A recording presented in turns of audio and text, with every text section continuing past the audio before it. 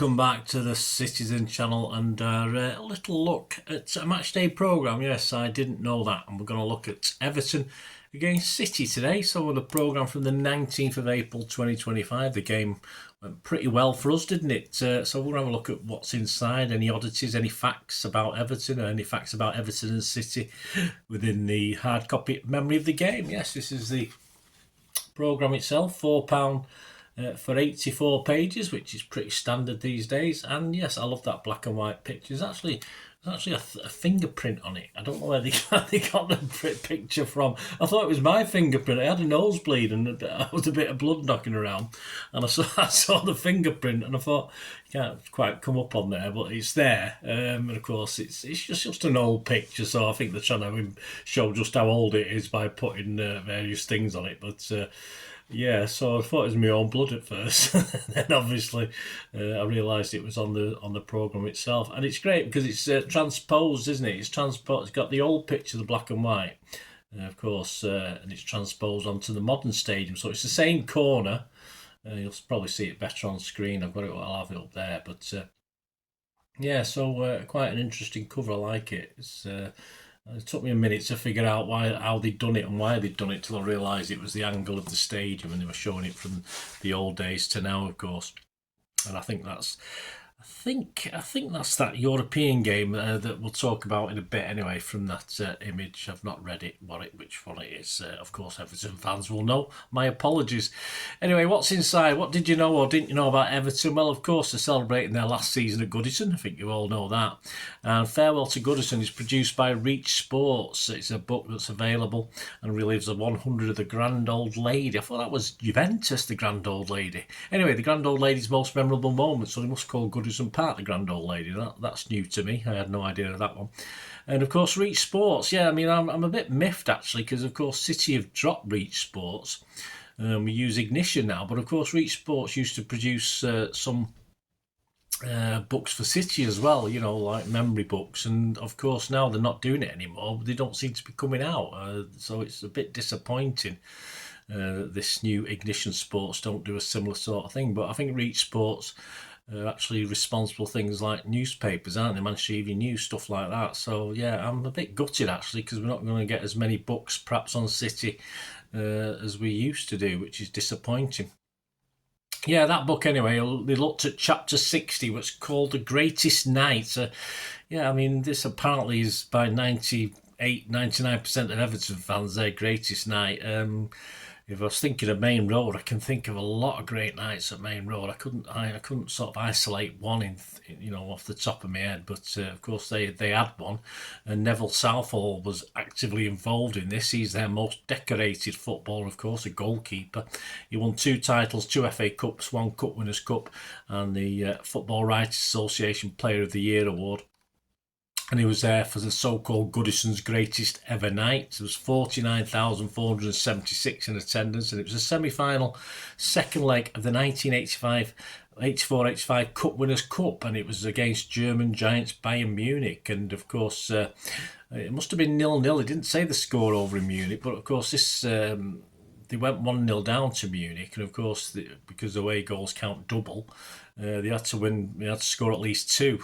Unfortunately, Howard Kendall got them back in at half time and inspired them, and the crowd, apparently from the Gladys Street, sucked the ball in the net 3 times. Yes, they won 3-1. So yeah, there you go. And it went on to win the Cup Winners' Cup, of course. And they also won the league that year and the Charity Shield. So a bit of a dodgy treble. Yes, not like our treble, but it's their most successful ever season. Well done for that. It could have been better, but of course they did lose the FA Cup final to United that season. So it could have been an interesting quadruple, couldn't it? But we've been there, done that, haven't we, in various guises. They have an interview with Iliman India. I never know how to say his name. Ndiaye. Ndiaye. They're number 10. He was born near Paris.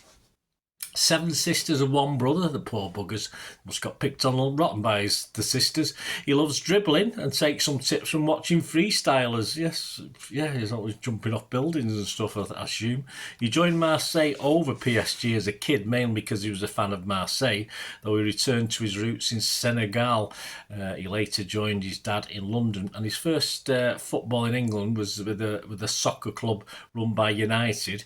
He had trials at the Saints, Reading, Spurs, Chelsea, Crystal Palace, though the word on the street at the time was that it was just too small to make it.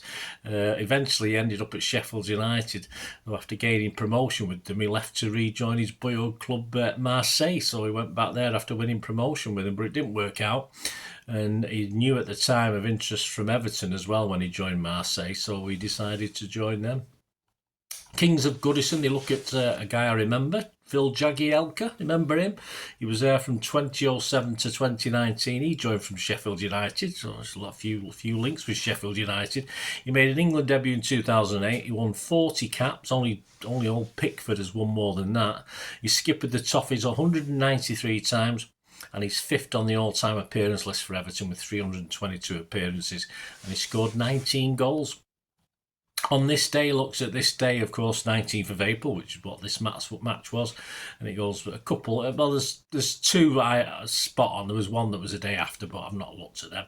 But in 1967, 19th of April 1967, a certain 18-year-old who we're going to come back to in a bit, Joe Royle, scored his first goals for Everton in a 3-1 home win over Chelsea. And on the 19th of April 2009, it was a Wembley semi-final, won on penalties after a 0-0 draw in normal time and extra time against United. There's a great image there as well, a great picture of 2 workers installing an amplifier on top of the Gladys Street stand in January 1932. He's got his fag hanging out of his gob, hasn't he, as well, so it's quite good. And of course the church that's in the corner of the ground, St Luke's, can be seen there in the background. I just thought it's a great image of the time, and the normal shoes on, nothing, no ropes tying them to anywhere, just stood on the roof. Yeah, just getting on with work, simple as that. What about Everton and us? Well, the all-time record between us is we've played 198 times, so we've played 199 now, of course. And City have now won 82. Everton have won 68. We've drawn 49, and we've got 286 goals, and they're 255 because I've added the 2-0 victory to that. So there you go. My maths is superb. I've got what happened before the game on here.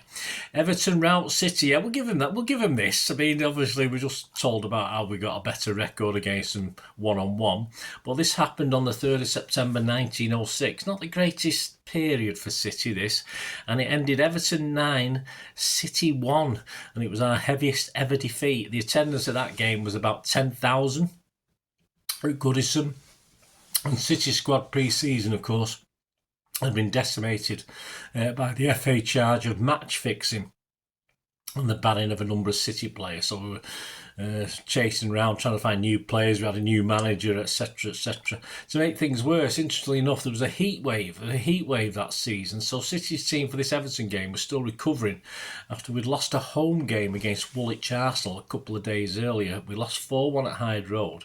But we actually only finished the game with 6 players on the pitch because they're all collapsing with heat stroke. So, I mean, apparently Arsenal finished with 11 men. So, of course, I know it's warmer down in London, but I can't understand why the City players were collapsing. Perhaps it was a lack of fitness and the fact that we were cobbling a team together and perhaps the team weren't as fit as he could be. But the temperatures hit the 90s, apparently, which, as you know, is very unusual. And as I say, literally we played Everton 2 games later. Although 9 of that team started, of course, the after effects of that heat stroke were probably being felt, and that's why they absolutely battered us. We were 5-0 down by half-time. Albert Fisher managed to score a goal for us in the second half. A 9-1, and that's to this day, and hopefully forever, still remains our worst defeat. Of course, everyone thinks back to Middlesbrough, don't they? But no, that Everton was our worst defeat so far. So we thankfully didn't do as badly against Middlesbrough. How many years ago was that? I can't lose track now. Was it? How many years ago was that? I don't know. About 10 years? I don't know. Anyway, something like that. Architect of his own success, Samuel Bolton Ashworth. This guy he had an architecture business as well. He joined City in 1903-04 and City finished runners up that season. Of course, won the FA Cup. Very nearly did a double. 22 appearances for City at number 6.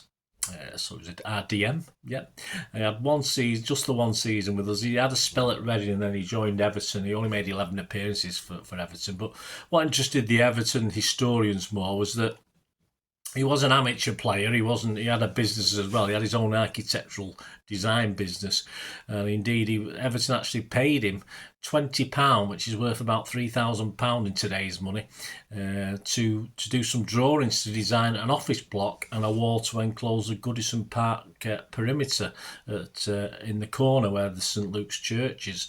And they do say it's unclear if Everton actually used any of his drawings, but he got paid 20 quid for it, so not bad. But there you go. They played at Goodison. Looks at Joe Royle. We'll see what he has to say about City as a player and a manager before we go. All-time record scorers in Everton versus City fixtures. Well, for Everton, it's Alexander Young. He scored 9 goals. And for City, it's a guy called Irvine Thornley. He scored 11 goals. I'll have to do something. I've not done anything on him, and I'll have to do something one day. So let's go back to Joe Royle and see if I can read this properly with my... I don't have reading glasses as such, and these glasses are supposed to do the... when you go to the optician, they test you and they give you a sheet of paper, say, can you read it? I can, but then when it comes to reading the small print in matchday programmes, the use of the flipping ornament. So let's have a look at what Joe Royle had to say. Here we go. 2 teams in different shades of blue have played a huge part in Joe Royle's life. Everton and City loom large whenever the career of one of England's football legendary figures is discussed. Royle played for both as a player, lifting silverware in royal blue and sky blue. Then as a manager, he achieved equally heroic feats for both clubs. As a result, he is the rarest of football figures, an individual cherished by supporters of 2 top-flight clubs. Royle celebrated his 76th birthday recently and he smiles when he looks back on both of his blue loves. Listen, I've always been Everton, he says. I was taken there as a kid by a neighbour who was a tugboat captain. I've been there ever since. But I've got to say that if Everton was always my team, Manchester City were very good to me and a lovely club. I'm honestly still welcome whenever I go there. They're a great club and a very, very strong support. So strong that there were 46,062 inside Main Road on Boxing Day 1974 when Royle stepped up to make a first of his 124 City appearances, and plenty could have been forgiven for rubbing their eyes in puzzlement and wondering if they'd overdone the Christmas sherry. In the pre-internet, pre-mobile phone age of the 1970s, there were also no newspapers on Christmas Day and Boxing Day. So when City hatched a deal to sign Everton centre forward on Christmas Eve, fans were aware of a Fans here were aware that the transfer hadn't taken place because we didn't have any way of really knowing it unless we were listening to the radio or something like that. That's right, recalls Royle. I ran out to face Liverpool and it was probably a case of who's that for the City fans. Yes, I was there. I don't remember particularly. But it turned out to be a good move for both sides. Everton didn't want me. They got good money for me and I wanted to play and to get back into the England side, which I did.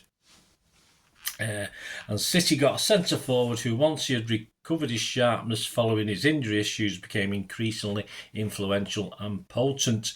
In his first full season at Main Road, Royle scored 19 goals, second only to Dennis Stewart. City finished 8th and lifted the League Cup at Wembley, with Royle scoring every round he thought he'd scored in the final against Newcastle 2 with a beautifully executed 25-yard chip, only for an offside flag to cut short his celebrations. I don't remember that. I was there. I don't remember an offside goal. There again, it's almost 50 years ago, guys. I'm getting old. I never considered myself quick enough to be found offside, jokes Royle, but the result ended up the right way. That form got Royle back into the England side 18 months before Latchford was first called up. That's Bob Latchford. He played, of course, with him at Everton. Following season, he spearheaded City's title challenge that missed out by a solitary point to Liverpool. By quirk of fate, a 77th minute Mick Lyons equaliser for Everton at Main Road in City's penultimate match of the season took City's title destiny out of their own hands. So Royle joined Bristol City. And let's just have a quick look at what he says about managing City. Yep. The story is well documented, but Royle's reputation that he'd got at Everton meant he was and Oldham meant it was an obvious choice for Manchester City when they needed a miraculous resurrection in February 1998 to avoid relegation to the third tier of English football. He effected a significant improvement, but despite beating Stoke 5-2 on the last day of the campaign, Royle couldn't keep City up. The miracle, however, was still to come. Shortly before Christmas 1998, City lay 12th in the League One following defeat at York City. But Royle was just starting to get it together and had together a successful unit, bringing in the no-nonsense leadership of Andy Morrison, the goals of Sean Gota and the skills of Terry Cook. Yeah, for a few games. Yeah, a Boxing Day win at Wrexham began a transformation that saw City into the playoffs. A semi-final win over Wigan and that victory over Gillingham at Wembley, which is still one of the old stadium's most dramatic ever matches that kick-started City's resurgence. They enjoyed back-to-back promotions, returning to the top flight with a 4-1 victory over Blackburn on the final day of the season. The progress proved too quick, too dramatic, and when City were relegated the following season, the manager was sacked, but his impact was crucial to the changes that would ultimately see City move to the Etihad. I've never stopped smiling at the City fans, Royle says. I still smile now when I'm watching telly or at a game and the crowd goes up singing "We're Not Really Here," which is probably the best chant of all time. Probably is. The gallows humour, I don't know where it started. Was it York, Port Vale, Wickham? It was certainly in the outposts of football, and whenever I see City fans, they tell me they loved that season and they really enjoyed it. I'm not sure they did at York that night. Probably didn't, but I wasn't there. I wasn't one of the 2 million that were there that night. From the lower division to Blackburn and promotion and sacked in 2 seasons, it's still the only time I've been sacked in my career. There was still one more managerial highlight to come. Appropriately, it was back at Goodison Park. In May 2016, half a century after he became the youngest player in Everton's history, Joe Royle stood on the touchline alongside David Unsworth as joint caretaker manager following Roberto Martinez's departure. Everton beat Norwich City 3-0. I've had a great career, smiles Royle. I still remember my first goal at Goodison against Chelsea in 1967. It barely hit the net. I mishit it and it trickled over the line, but I enjoyed it just as much as all the others. Yeah, I think he called it a 2-yard pile driver at the time, something like that. I've just as much as all the other goals, 119 of them, 81 at Goodison Park, where Joe Royle is loved just as much as he is at Manchester City. Certainly are, Joe. Good lad. Good lad, yeah. Highs and lows with Joe Royle, wasn't it? That's for sure, but happy days, great days. You know, it's etched in memory now. Hope you enjoyed that, guys. Thanks to the Everton programme. And yeah, that's available from Reach Sport. As you know, obviously, Reach Sports do still do the Everton stuff, so if you want a copy of that programme, certainly worth it. We've had 2 or 3 programmes away from home that haven't been very good this season, but that's one of the better ones, so you can get it from Reach Sport. As far as I know, there's still copies available. Thanks for watching, guys. Let us know your comments. Let us know any memories you've had, anything you remembered after listening to this today. That'd be wonderful if you can. And you Everton fans, any memories you've got against City and stuff like that, that'd be absolutely tremendous. Of course, I think the most standout Goodison Park game I remember is the FA Cup quarter-final, of course, but that was carnage on the pitch and off the pitch, but that's another story, isn't it? Things have been a lot better since, so certainly the last 15 years. Not perfect, no, but certainly a lot better now. Anyway, leave us your comments, guys. If you do like what I try and do on the channel, any support you can give me is always appreciated. There's lots of different ways you can support the channel, and all I ever ask you to find out how is just to keep watching and listening. Well, I hope you enjoyed the feature, and yeah, if you can support me through the subscription, if you can subscribe, guys, that'd be wonderful if you've not already done so. We do actually have memberships at the moment, just 99p a month, so you get access to all my City stuff, including all the history vlogs, dozens and dozens not been published yet that you get immediate access to, and every time I do a edit and do a vlog, you get immediate access to it as well. So you can have a copy of scripts as well if you want any hard copy of the sort of things I do on matches and teams and managers and players, etc, etc. So If you can join the membership, that'd be wonderful. We do fine. And yeah, if you want to support the channel just by watching the ads, that helps. Watch the ads, let them play through while you just have to check your phone or something, let it play out.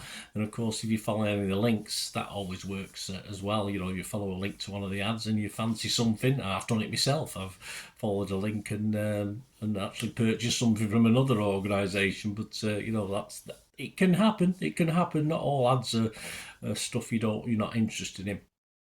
And of course, if you can give us a like, guys, that would be absolutely fantastic. All likes are much appreciated. Anyway, thanks for watching.